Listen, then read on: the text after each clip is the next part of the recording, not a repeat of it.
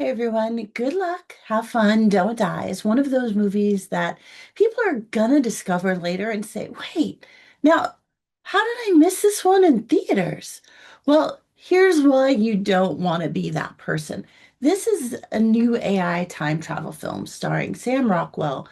And as goofy as this movie looks from the poster, it's a film that should be on your radar for the theater because it's one of those generational movies that captures the issues of the decade. And it's honestly, it's one of my favorite films of the year so far. I got to see it before it came out, got really sick, couldn't do the review. And now I think it's been in theaters for about 2 weeks. So you don't have a lot of time left to go see it in the theater if you want to see it there.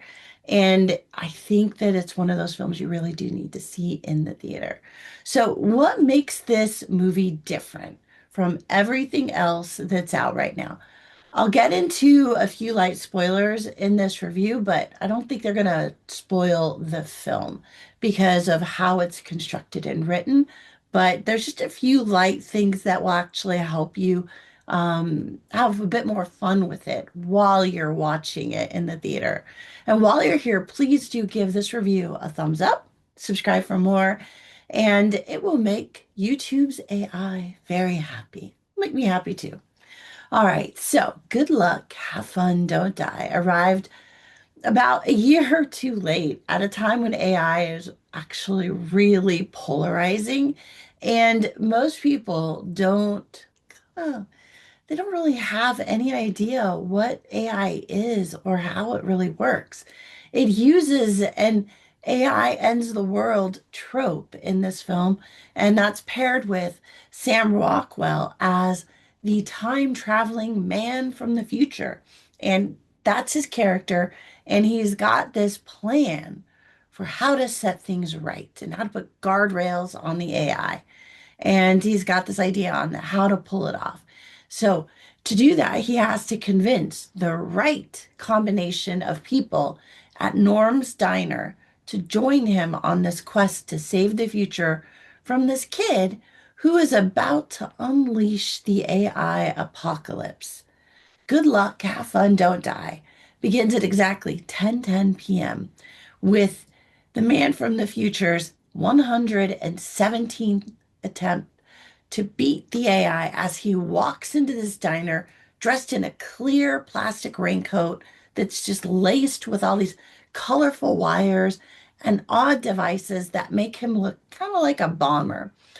The man refines his approach with each new time loop, learning what did and what didn't work, and who he should and who he should not include in the group. On his 117th attempt, he brings Mark and Janet and Scott and Marie, as well as two new diners that have never joined the group before. The first is Susan, a grieving mother, and the second is Ingrid, a woman who is allergic to Wi-Fi technology of all things. It's the addition of these two first timers that ultimately changes the tide because Susan is more connected to the AI system than anyone realizes. And Ingrid is the equivalent of the analog ghost in the machine because of her allergy.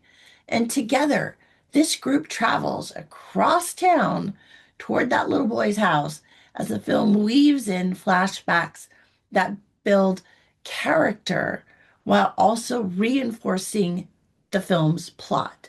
And eventually, the group finds themselves at the kid's house, staring down an AI vortex that shows us just how inevitable this conclusion was from the start because the AI, it was already there all along. I mentioned that this film feels like a generational film because it takes on the bigger themes associated with AI, from the need for guardrails to how capable it is of replacing humans within our lives, even if the results are not perfect. We get a real sense of how easily people surrender to the inevitability of AI convenience within their own lives without any concern for placing guardrails on that AI before it becomes so powerful that it can no longer be controlled. What makes Good Luck, Have Fun, Don't Die work is that it understands how the technology works and the nuanced themes and use cases that are already rising. The film also does a great job of putting those things together within the story so that they play against each other to create a reflection of what AI is already doing, even if the examples are a bit exaggerated. The film is a true return to science fiction that avoids that techno babble that some writers incorporate into their films so that it sounds like science fiction. Instead, this movie, it makes sure that every piece of tech, from the cell phones to the Wi-Fi guns, the clones, the robots, the AI prompts, and the time travel jacket, as well as the AI entity itself, is operational within the story. That means all of those things have a place and they have a meaning for the plot itself. As a result, the technology within the film really serves the story. These aren't just sci-fi tropes, they are structural elements that actually have deep meaning that change the outcome of the story. One of the themes that the story addresses is the replacement of humans with AI, as well as our desensitization toward school shootings as kind of the lens to explore how easy it is to replace humans within society. Sure, we notice the clones are not exact replicas of the human children that they replace. But when a family is grieving, is close enough considered good enough in this case? The fact that some clones have been replaced multiple times drills home the idea that we see humans as replaceable, especially if the replacement serves our needs and our purposes. At first glance, it seems like a clever and sensitive solution to the violent and sudden loss of your child until you realize that none of their thoughts and feelings are their own. None of them are real. Everything about them is programmed and controlled by that AI.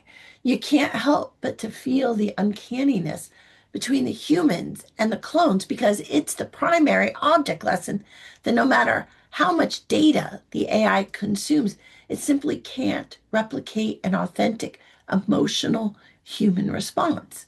That's where Susan's story as the grieving mother creates an opening for the AI to manipulate her into going to Norm's diner and eventually joining one of the man's time travel teams. It also is the clearest example that that AI, it knows exactly where and when the man from the future is going to arrive. It isn't just aware of the man's time loop, it is actively shaping it, moving the right people into place to see what happens. While Susan acts as the AI's agent in the film, Ingrid represents the opposite data point. Her allergy to Wi Fi makes her the equivalent of an analog agent operating inside the AI's digital world, which is why it can't properly account for her. It needs her in there so that it can start generating data from her. That's what makes the real world time loop so interesting. It functions like a digital simulation generating data for the AI to observe and learn from this variable that otherwise can't get into its model. The film never states this outright, but it strongly suggests that the AI isn't just reacting to the loop, it is running this loop, using Susan to guide events and the man and the others to generate outcomes. It's testing how people behave, especially Ingrid, since it can't predict her responses. Throughout the film, the AI is constantly optimizing for outcomes to meet its goals. We see that in the endless production of clones and in the way it entices people into this sabbatical experience to pull them under its control. What's surprising is that the man mirrors this behavior inside of this time loop. He becomes obsessed with finding the optimal combination of people from Norm's diner, refining the group over 117 times in the same way the AI refines its own digital simulations within its world models.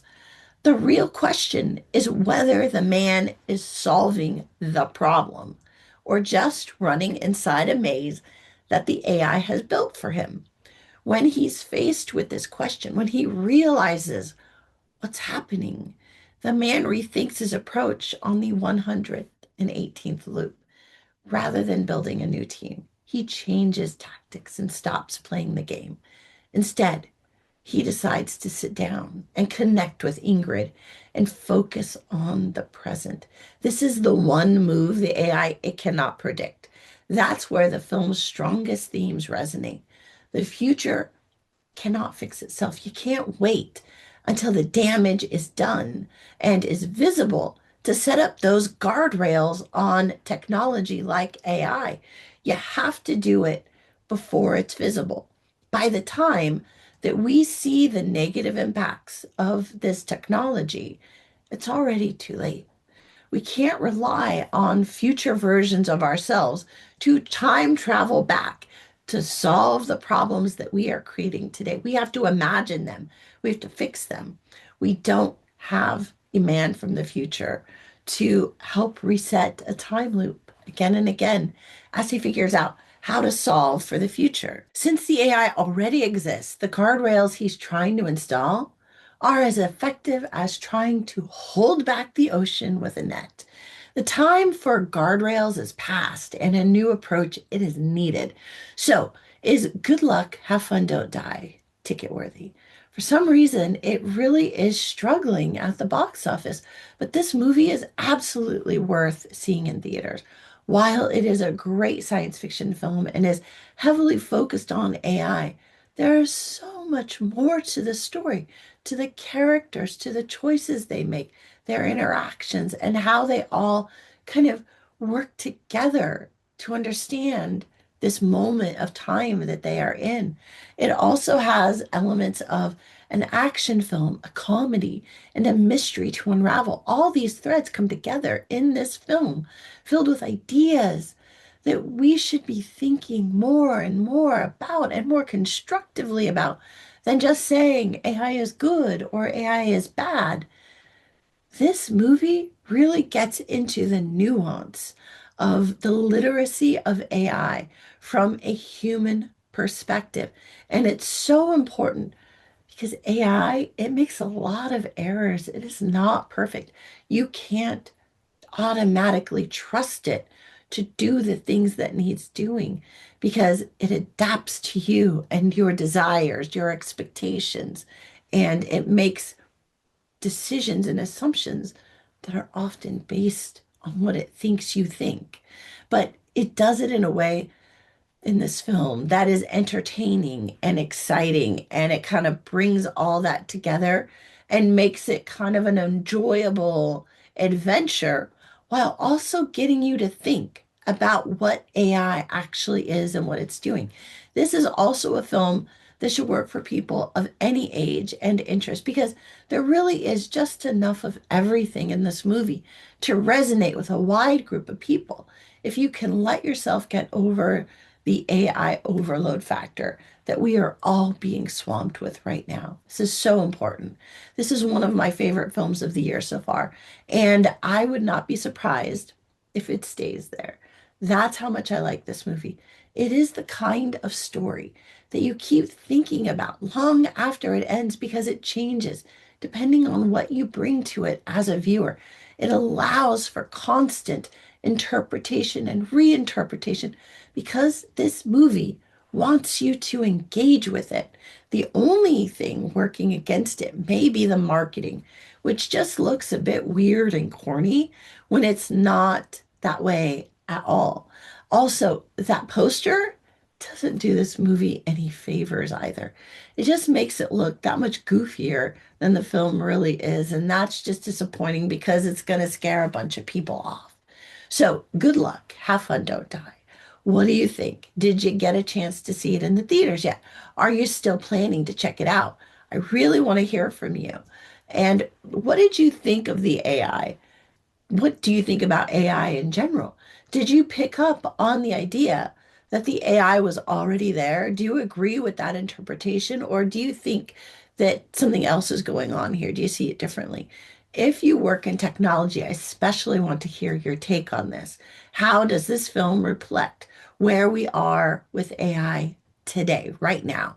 Thanks so much for being here, you guys. Please do give this review a thumbs up and subscribe if it helped. And while you're here, why not check out one of these other reviews? And I'll see you again soon. Until then, happy viewing. Bye for now.